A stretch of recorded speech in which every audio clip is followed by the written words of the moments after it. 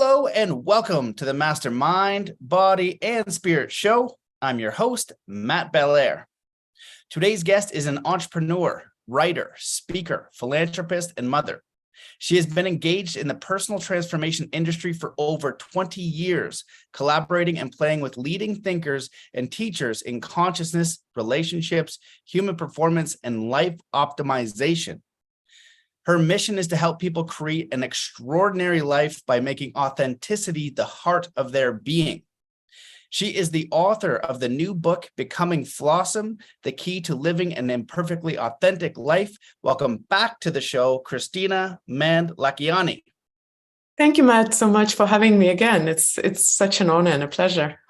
Yeah, it's great to see you again. Our last one was over 3 years ago, so time flies. You've been working hard and doing a lot of great things. You have a lot of great programs on your website as well, so there's a lot of things we could dive into, but I know our time is limited. So why don't we start with a little bit about your background and maybe what motivated you to write this book in particular when you touch on so many great personal development topics? So the first half of your question probably will get the same answer as last time 3 years ago, because that hasn't changed. But the second one is exactly, the second half of the question is exactly, it happened in the past 3 years that we haven't talked to each other. So I was born in Soviet Union, in a country which doesn't exist anymore. And that kind of also informed my choices about my future life. So I was actually planning to become a diplomat, work for the government, until I got married at the age of 25, which nowadays probably looks super young, but in the old days it was normal. And my husband was very passionate about personal growth and transformation, and business was the thing for him. So we started MindValley. It was more than 30 years ago, as you have mentioned, and reluctantly, gradually, I gave up my other plans in my life, and I ended up doing MindValley as my main thing in life. And why I say reluctantly and gradually is because my plans were very different. In Soviet Union, business wasn't a choice, and personal growth also wasn't really popular. So yeah, I ended up in this industry accidentally, but now 20 years later, I truly can say that things don't happen completely accidentally. Probably I was supposed to be here. And then it was probably about 3 years ago, maybe a little bit longer, when I started being ready to write a book. When you're in this industry and every single person that you know is a best-selling author of this or that book, you kind of take it for granted that sooner or later you will write a book. And then, COVID confinements happened, and I had a lot of time on my hands, and my message was ripening. So I sat down and finally wrote the book. That happened after we had talked to you. So now I have more topics to discuss. Yeah, well, you speak a lot about authenticity, and I think that's important. I think we could start with just what's your definition of authenticity, and then how do we move into like making our decisions, making it a heart-led life or an authentically led life. Holy smokes, I'll get it out there. But I feel like it's the combination of authenticity and then lining up with your heart and values and making those choices. And I'm curious how you define that. Well, I think authenticity is about lining up with your heart. I would say that, I wrote a book kind of about authenticity, but then as I progressed with the book, because the book is a journey, it's self-expression. So it's not like, it's not a business plan, So as I was done with the book, I realized that authenticity is not even that main thing that I care about. I care about your relationship with yourself. And I don't tell you directly, I'm talking about any human being. I think that the most important relationship in our life is our relationship with ourselves. And that's the relationship which we usually pay very little attention to, because for many reasons, sometimes we don't know how to work with that. Sometimes we think that it is in some way selfish or inappropriate, and we should think about others rather than ourselves. But so if we take that as a basis, and then also the idea that authenticity, if we look for its definition, say in the dictionary, or the only place that actually defines authenticity is anthropology, it means being true to yourself. Of course, authenticity is a very popular word nowadays. So if you throw the word authenticity around, people will have really big meaning around it. But the essence of the phenomenon is being true to yourself. So for me, authenticity is really about your relationship with yourself and sorting out this relationship with yourself. Is it healthy? Now, let me bring an analogy just to explain what I mean. In any relationships in our life, for them to thrive, say if it's a relationship with your partner, with your child, with your friend, with your colleague, whatever it is, for any relationship to thrive, you need some ingredients. But more than anything, you need definitely to be committed to that relationship. You need to be present in that relationship. Maybe you need to be, understanding, not just about yourself. You need to understand the other side. So the same is true about your relationship with yourself. If you have time, attention, if you don't take it for granted, if you're actually present, if you actually pay attention, then it will thrive. And if you're too busy for it, then most likely it's going to suffer. And that's literally what authenticity is. For me, authenticity is a result of that. So basically, if you have a healthy relationship with yourself, you're bound to be authentic, because being authentic is being true to yourself, true to your essence, true to your nature, true to your values. And that is only possible if you're in good terms with yourself. Well, I love that. And I'm curious if you can speak a little bit on how do we begin to even recognize if we're being authentic to ourselves? Does somebody have to have at least a little bit of self-awareness to begin moving down that journey? And then the second part is the idea of being kind to ourselves in our own mind. I feel like so many people are very harsh and very critical inside their minds, with their inner dialogue, with their inner critic. And how do we begin to make that relationship something that's more positive, so you're not, beating the crap out of yourself between your ears? So, of course, these two questions would be totally worth a day's event. So I'll try to give a very short answer to both of them. So the first one is a tough one. Well, you do need awareness for anything in transformation. Having been in this industry for 20 years, transformation starts with awareness. If you are not aware, you wouldn't even notice that something needs changing, and you wouldn't have the motivation, the reason to change, or the direction where you are changing. When we are unconscious, then we just go with the flow in a way, and not in a good way. So we let life happen to us. So awareness is absolutely necessary for any kind of change. It is definitely necessary for you sorting out your relationship with yourself. The problem is that very often people who need it the most are the least aware of that, because that's the nature of delusion. People who are delusional, they are not aware of that, because the moment they become aware of that, it stops being a delusion. And most of us are delusional one way or another. Reality is in essence an illusion. What I've noticed over years is that when I ask people how honest are they with themselves, the ones who are most adamant that they're absolutely 100% honest with themselves are the ones who are probably in the biggest denial, because that's what denial is about. We lie to ourselves. We tell ourselves stories. We try to, our brains tricks us. So there are so many ways how we distort reality, and it does help to start with just the recognition that you might be wrong and you might not know the truth. But that requires not just the clarity of getting to those conclusions, but also a dose of philosophy.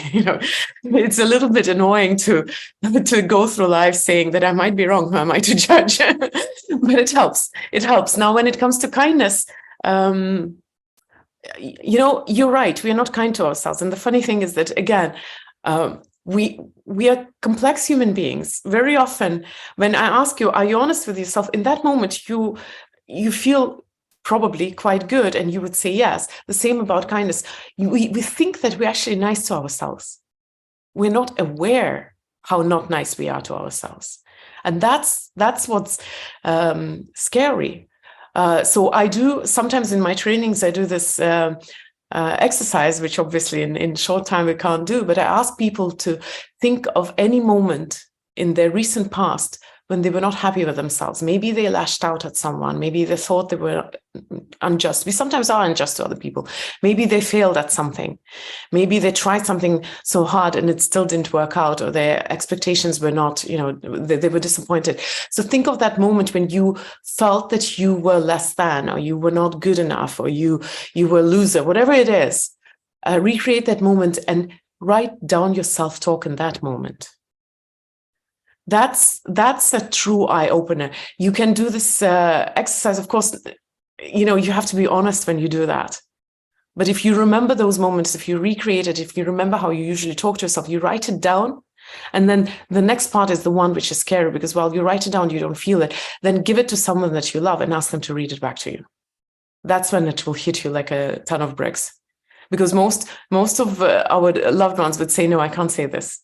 This is just not fair. This is so mean. And that's when you see how you truly treat yourself. Yeah, that's a really great exercise. One thing that I like to suggest to people is like, pretend that your inner critic is like your 7-year-old self or your 6-year-old self. Remember to treat that inner person with kindness, because we can often be pretty ruthless with ourselves. And so the first step is becoming aware, and then you can switch the language or stop it, or, begin the journey of transformation. Hopefully, but it's not guaranteed as well, because we are indoctrinated to believe that you need criticism to grow and evolve. We're indoctrinated to believe that success is earned with sacrifice, with deprivation, with hard work. We actually don't believe that humans are wise enough to know the truth. We think that we need hard love.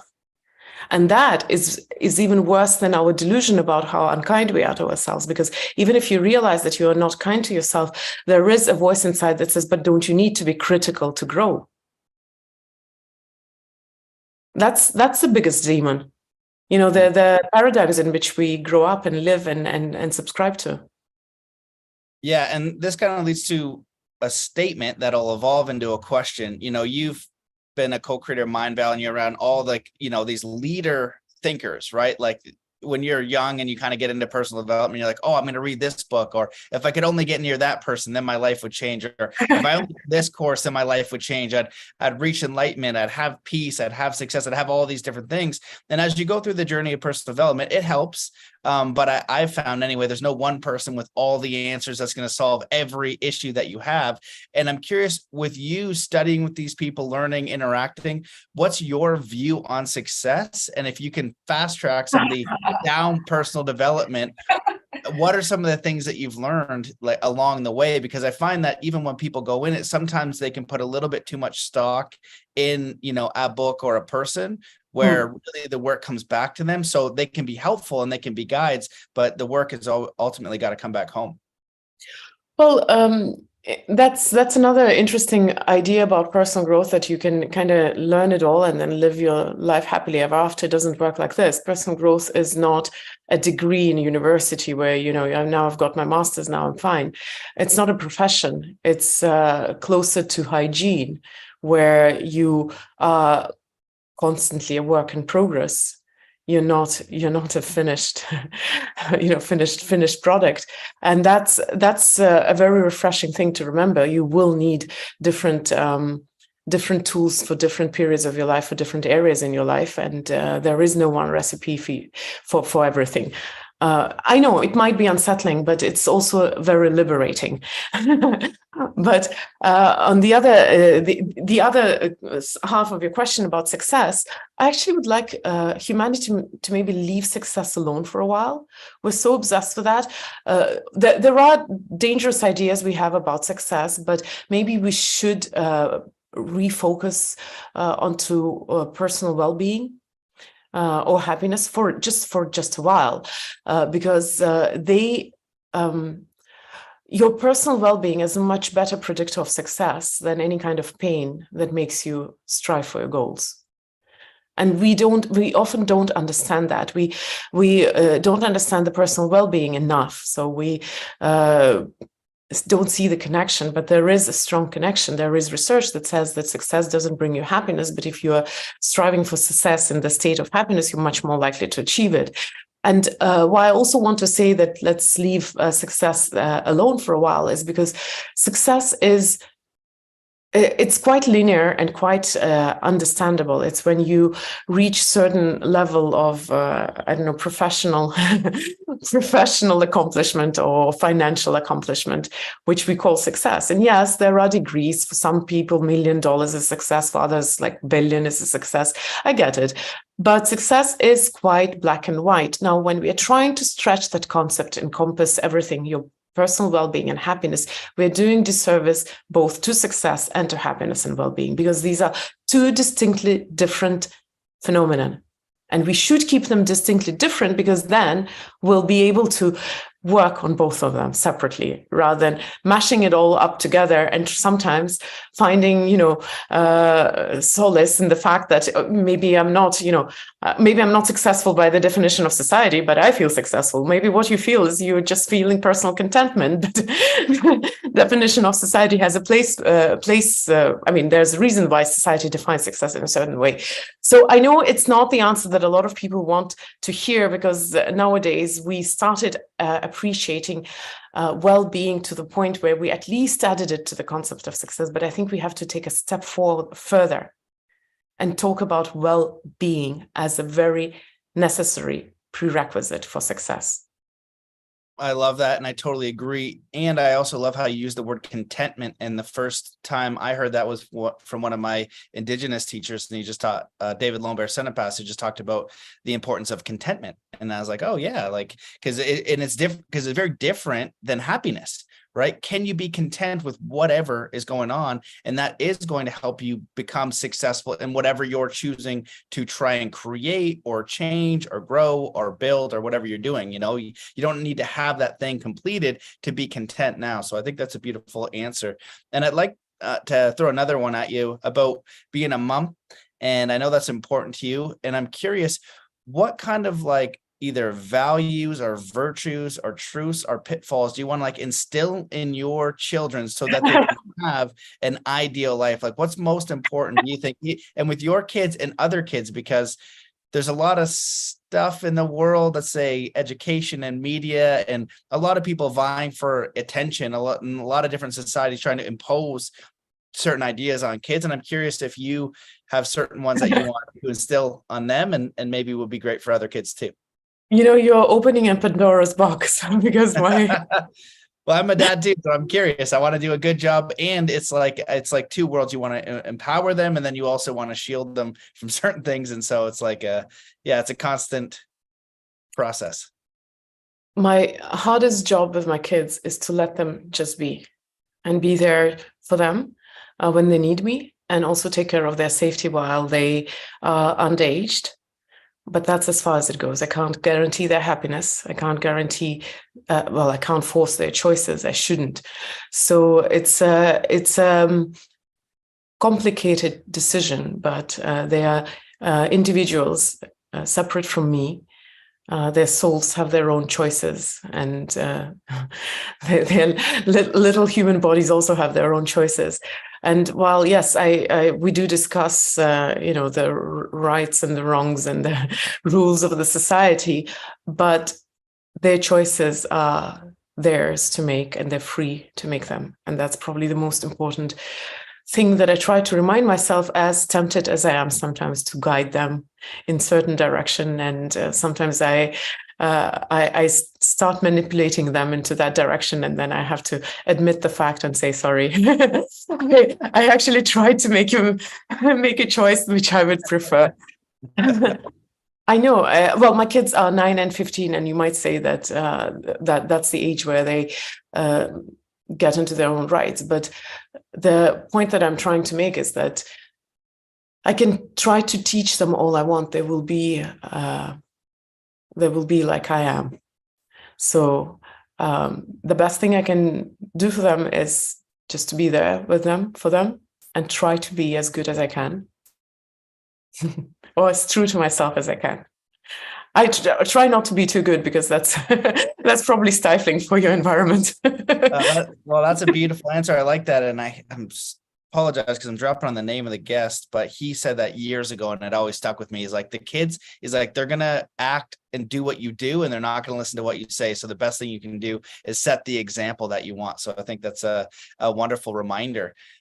You talk about in your book a little bit about lifestyle habits and, again, going to the MindValley thing, it's a website and a company that I love. I would want to be like front row of all the seminars, doing every course possible, right? And then you get this little habit checklist where I'm like, I'm going to do this and this and this. It's going to make me successful. It's going to make me happy. It's going to do all these different things. And I'm curious, in your world, how do you help people align with those so they can stick and just experience what they prefer? Because really, habits are going to dictate what your life is in a month, in 6 months, and in 10 years. I think, and I'm sorry, it might be also unexpected, but I think the topic of habits got into that brief, probably because it's a good keyword and a marketable topic. In my book, I talk about happiness in passing. About habits in passing, just as one of the things which are part of the topic of awareness. And very often, the whole practice of awareness starts with us, deconstructing the habits that we have in our life. And habits, of course, don't mean just the habits, but our patterns, our rituals, our little practices that we do. It's all in the realm of habits. So in the context of my book, I talk about habits more from the point of view that they are there whether we are aware or not, and they've influenced our life because we need to have shortcuts. If we keep making new decisions all the time, we'll kind of get overwhelmed. And later, the topic comes in also in the context of willpower. A lot of the times when we try to get rid of bad habits or start something healthy, we rely on willpower. Yet willpower is a resource which is deflatable or depletable. It doesn't last. The more you use it, the less of it you have, and not in the context of the whole life, but within, let's say, a day. So, for example, if you're trying to start a new habit which requires a lot of your willpower, you might be succeeding with that habit, but you will start sucking out the willpower from other areas in your life, and you might discover yourself being a little less patient and a little more abrupt with people, for example, which have nothing to do with your habit. So that's another context where I talk about habits, and I bring in the idea that the best way to make changes in your life is little incremental changes, and the habit of awareness, because awareness very often highlights enough of the situation for you to also find the motivation. To find the motivation for your actions. Motivation is a way better fuel for change compared to willpower, which is not an infinite resource. And in addition to that, intrinsic motivation, which means that the process gives you the satisfaction, is much more sustainable than extrinsic motivation, which means that the result will make you do things. A very simple analogy would be, do you remember there was this meme years ago with two diggers going for the diamonds? It was a cross section, and one of the diggers kept going and the other one turned back. And in the cross section, it looked so obvious, you have to keep going. Now, I kind of reframed that meme. The intrinsic motivation is the digging. The extrinsic motivation is the diamonds. When you're in a long, deep, dark tunnel, you don't always know if you're being persistent, and all you need to do is keep going and you'll find the diamonds. Or maybe you're just being a pig-headed idiot and you're going in the wrong direction. And what you need is to take a step back and see a door next to the one where you were trying to get through. All those cliches are so nice in theory, but when you are inside it, which of them works for you? That's a question. So my point is that you have to find satisfaction in the digging. And then you will do what you need to do, and the diamonds will come eventually. That's the context of habits in my book. That's amazing. That's very beautiful. I would love to ask you 25 more questions or so, but I know that you have to run. So is there anything that you want to leave the listeners with before we close this show? God, I wonder. Like a one-liner. Okay, I have a one-liner. I'll quote Cinderella's mom from 2005 movie. Have courage and be kind. Very beautiful. I love it. And if people want to follow you, I know you have a lot of courses. The book will be out. It's going to come out soon. I think it's out not right at this moment, but it's coming very soon. So you can get the book. Right. You also have a It's lot of out right in this moment. is right at this moment. Today. Oh, congrats. Oh, well, that's probably why you're so busy. Well, huge congratulations. You know, it's a huge undertaking to write a book. So thank you for all the work you do. And you have a lot of great programs on your website. MindValley is amazing too. So you guys are doing a wonderful job over there. If people want to follow you and your work and stay in touch, where do they go? It's KristinaMand.com or Kristina Mand on any social media. It's with a K because I'm Estonian. And I would encourage, I know the book is out, but of course I would encourage you to get it from my website because it comes with bonuses and all this stuff. Beautiful. Well, thank you so much for your work. Thanks for what you're doing. And it's been a pleasure speaking with you. Thank you so much for having me again. It was a pleasure. Yeah. Yeah. All right. Thanks, guys. See you in the next one.